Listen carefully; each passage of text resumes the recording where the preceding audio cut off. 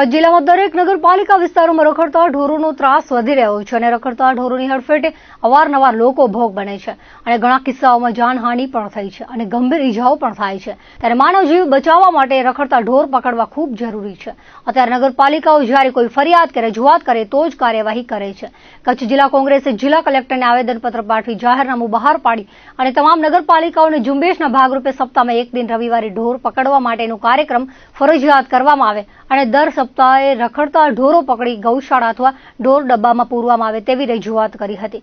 કોંગ્રેસના જિલ્લા પ્રમુખ વી.કે. હુંબલે જણાવ્યું હતું કે રખડતા ઢોર પકડવાની નગરપાલિકાની જવાબદારી છે અને તેમ છતાં રખડતા ઢોરના કારણે મૃત્યુ કે ઈજા થાય તેના જવાબદાર ચીફ ઓફિસરને ગણી મરણ જનારના પરિવારને નગરપાલિકા તરફથી 10 લાખ સહાય ચૂકવે અને ઈજાગ્રસ્તોને તમામ સારવાર સાથે 2 લાખનું વળતર ચૂકવે।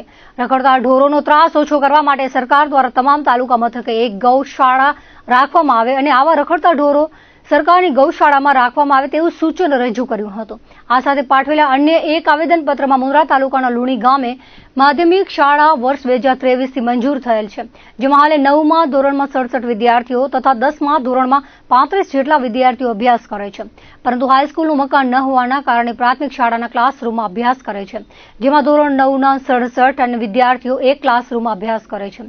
હાઈસ્કૂલ મકાન માટે જમીનની માંગણી છેલ્લા 2 વર્ષથી કલેક્ટર કચેરીમાં પેન્ડિંગ છે અને આ માંગણીવાળી જમીન 8094 ચોરસ મીટર ગૌચરની છે, જેથી ગૌચરની ગટ પૂરી કરવા તે જમીન માટેનો હુકમ પ્રાંત અધિકારી મુંદ્રા દ્વારા કરવામાં આવેલ છે, જેથી વિદ્યાર્થીઓની હાલાકી દૂર કરવા માંગણીવાળી 8094 ચોરસ મીટર જમીન મંજૂર કરવા માંગ કરી હતી। આ વેળાએ જિલ્લા કોંગ્રેસના હોદ્દેદારો અને કાર્યકરો મોટી સંખ્યામાં જોડાયા હતા।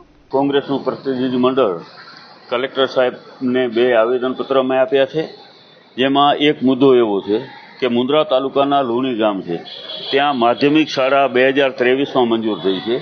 ત્યાં લગભગ અત્યારે 120 જેટલા બાળકો છે।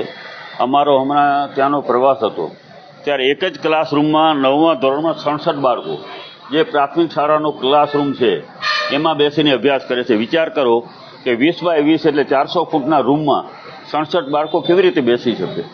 તો એનું કારણ પૂછ્યું અમે ત્યાં આચાર્યશ્રી શિક્ષકશ્રીઓને, તો અમને જાણવા મળ્યું કે એને જમીનની માંગણી માટે 2 વર્ષથી અરજી કરેલી છે। આ માધ્યમિક શાળાના બિલ્ડિંગ માટે જમીન તો જોઈએ, લુણી ગામમાં જમીન નહોતી એટલે સરકાર પાસે માંગણી કરી।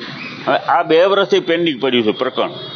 ઉદ્યોગપતિઓને જોતી હોય તો તમારે 24 કલાક રાત ઉજાગરો કરીને આપણે જમીનો આપી દઈએ છીએ, પણ માધ્યમિક શાળા માટે એક ખૂબ જ અત્યારે ત્યાં પરેશાની ભોગવી રહ્યા છે। કલેક્ટર સાહેબે અમને ખાતરી આપી છે, એને કીધું મારા ધ્યાન ઉપર નથી પણ હું જોવરાવી લઉં છું ક્યાં અટક્યું છે, એટલે પ્રાંતમાં હોય કે અહીંયા હોય જ્યાં હોય ત્યાં જેની જવાબદારી બનતી હોય તો લુણી ગામમાં વહેલામાં વહેલી તકે આ જમીન મંજૂર થાય, ત્યાં માધ્યમિક શાળાનું બિલ્ડિંગ બને અને બાળકો એમાં અભ્યાસ કરતા થાય। એક રજૂઆત અમારી હતી।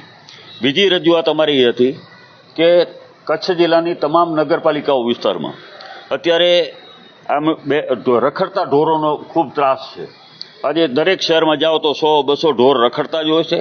વારંવાર લોકોને અંદરો અંદર આ ઢોરો ઝઘડવાના કારણે લોકોને ખૂબ ત્રાસને નુકસાન આપી રહ્યા છે। ઘણા એવા હુમલાઓ થયા છે કે જેને જીવ ગુમાવવા પડ્યા છે લોકોના, અને ઘણાને એટલી મોટી બધી ઈજાઓ થઈ છે। તો આ બાબતે અમે રજૂઆત કરી કે સાહેબ, આ નગરપાલિકાઓ જ્યારે ફરિયાદોને રજૂઆતો થાય ત્યારે ચીરાચાલુ દેખાવ કરવા પૂરતા ઢોરો પકડે છે, પાછો વળી બેસી જાય છે।